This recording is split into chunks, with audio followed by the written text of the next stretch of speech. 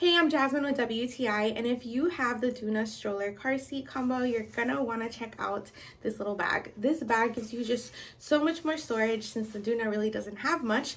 It's super convenient and easy to put on your Doona.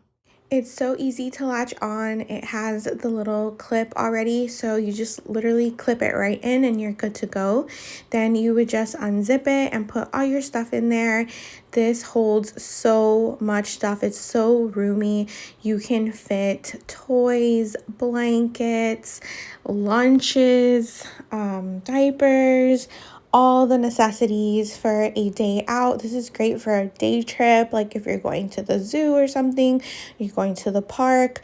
It'll fit everything you need in here. You don't even need to bring your diaper bag, really. And it doesn't get in the way at all. It fits perfectly down like a little backpack for the Doona. The bag itself is also very lightweight, so it's not going to add any additional weight to your stroller other than what you put in it. Just remember to remove the bag when you're going to convert it back into a car seat. So if you're looking for a way to add more storage to your Doona, definitely get yourself one of these little bags. You won't regret it. It's going to make traveling with your infant so much easier, and that's my point of view.